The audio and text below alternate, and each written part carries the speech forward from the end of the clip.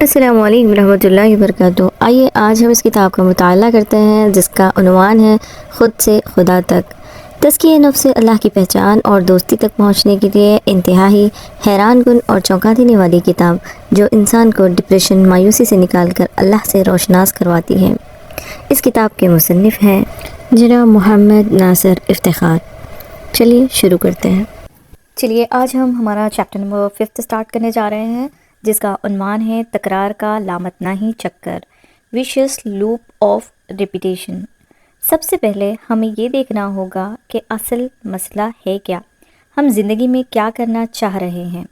وہ کون سا سوال ہے جو سب سے بڑا ہے اور جسے زندگی میں حل کرنا سب سے زیادہ ضروری ہے۔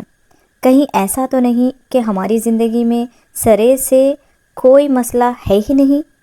کہیں یہ بات تو نہیں کہ سارے مسائل ہمارے خود ساختہ ہیں؟ بچپن میں انسان کا کوئی مسئلہ نہیں ہوتا، پھر آہستہ آہستہ اسے چھوٹے چھوٹے مسائل سے روشناس کروایا جاتا ہے۔ ماں کے دودھ کے بعد ہاتھ سے کھانا کھلا کر اسے سمجھانے کی کوشش کی جاتی ہے کہ اس کا مسئلہ یہ ہے کہ اسے خود کھانا سیکھنا ہے۔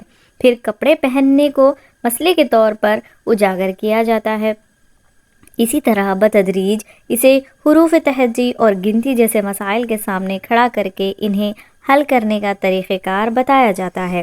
اس طریقہ کار کی بنیاد صرف ایک ہے، تکرار، دہرانا، ریپیٹیشن۔ ایسے پریکٹس کروائی جاتی ہے، بار بار ایک ہی کام کو دہرا کر جو مہارت حاصل ہوتی ہے اسے مسئلے کے حل کے طور پر دکھایا جاتا ہے۔ اس سارے سسٹم سے ہرگز اختلاف نہیں ہے، یہ تو ضروری شیطان یعنی نیسیسری ایول ہے، اس کے بغیر گزارا ہی نہیں ہے۔ ہم ساری عمر اسی تربیت کے مطابق زندگی گزارنے کی سڑ توڑ کوشش کرتے ہیں۔ یہی ہماری زندگی کا بنیادی فارمولہ ہوتا ہے۔ اپنی آج تک کی زندگی پر نظر دوڑائیں، غور کریں، تجزیہ کریں۔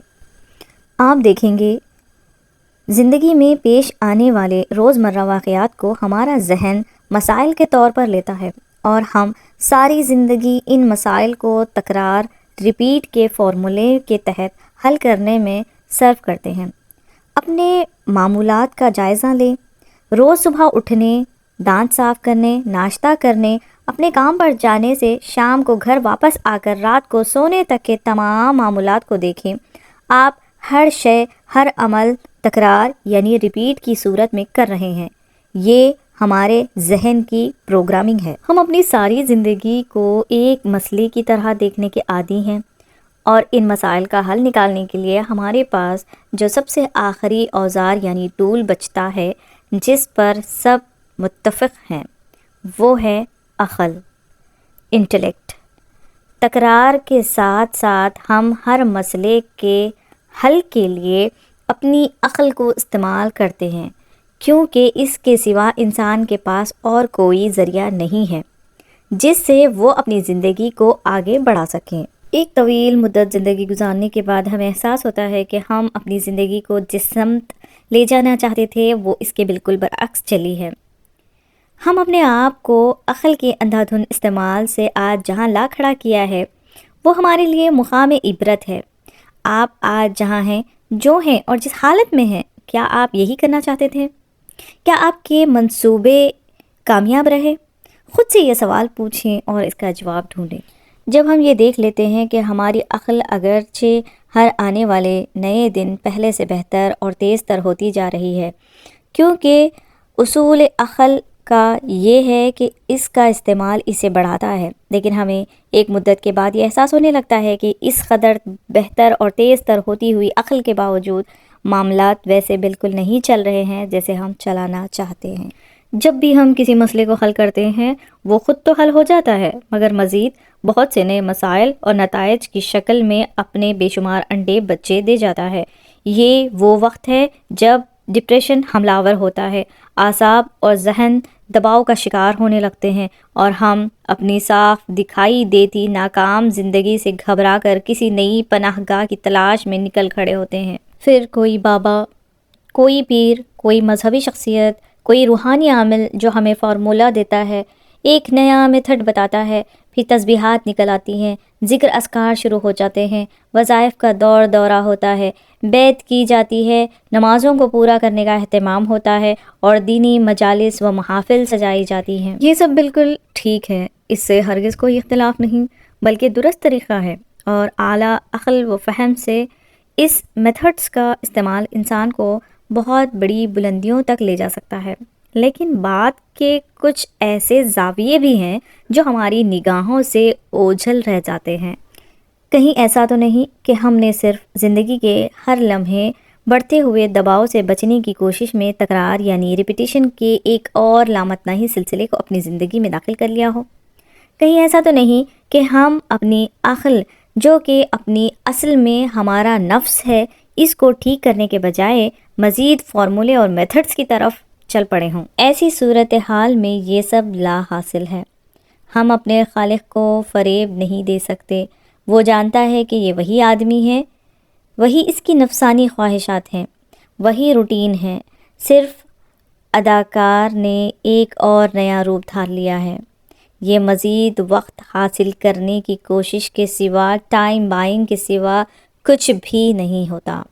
صرف اور صرف کسی میتھڈس یا کسی فارمولے سے نفس سیلف کبھی اطاعت یعنی سرنڈر نہیں کرتا۔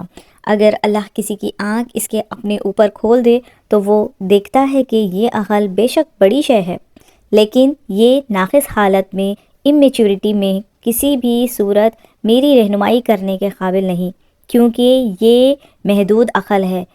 اس سے میں جس بھی مسئلے کو ٹھیک کرنے کی کوشش کروں گا وہ مزید الجھنے چھوڑ جائے گا۔ ہر آنے والے دن کے ساتھ یہ شکنجہ میرے گرد کستا ہی چلا جائے گا۔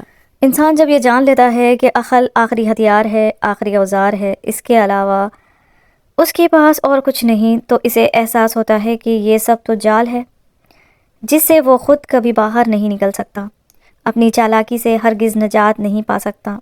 جس لمحے یہ احساس پیدا ہوتا ہے، انسان کی طلب، اس کی ہر بے چین ہوئی ڈیمانڈ سکون میں آ جاتی ہے، کام ڈاؤن ہو جاتی ہے، سلب ہو جاتی ہے یعنی سیزڈ ہو جاتی ہے۔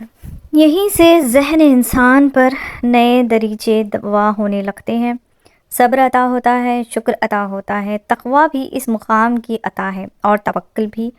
پھر تسبیح ہے، ذکر ہے، نماز ہے، قرآن ہے، اللہ ہے اور اللہ کے رسول ہیں، اور ایک مسلمان ہے جو مومن بننے کے سفر پر روانگی کے لیے تیار ہے۔ ایمان اس کا استقبال کر رہا ہے۔ تکرار یعنی ریپیٹیشن کے بغیر گزارا نہیں ہے، لیکن اندھے کی زندگی اور ہے، آنکھ والے کی اور ہے۔ آنکھ والے نے اطاعت کر لی ہے، سرنڈر کر دیا ہے، سر جھکا کر اطاعت کر لی ہے، مگر اندھا صرف اندھیرے میں زندہ ہے، حادثاتی انسان یعنی ایکسیڈنٹل بینگ ہے۔ نفس کی پہچان کے بغیر بات نہیں بنتی، کوئی کتنا ہی زور لگا لے، کیسا ہی زہد کر لے، نفس کے علم کو جب تک لے نہیں لیتا تب تک پردہ اٹھانا، راز ہستی کو سمجھنا کسی صورت ممکن نہیں۔ اپنے سب سے بڑے دشمن کو صرف اسی صورت شکست دی جا سکتی ہے جب اس سے لڑنے والا صاف صاف اسے دیکھ کر جان نہ لے کہ آخر وہ کس سے لڑ رہا ہے، اس کی جنگ کس کے ساتھ چل رہی ہے۔ یہ جنگ اپنے آپ سے لڑی جاتی ہے، اپنی پہچان کے بغیر کوئی کیسے خود سے لڑ سکتا ہے؟ خود کو جاننے کا سفر جاری ہے۔ انشاءاللہ چیپٹر نمبر 6 کے ساتھ ہم نیکسٹ ویڈیو میں پھر سے حاضر ہوں گے۔ خدا حافظ۔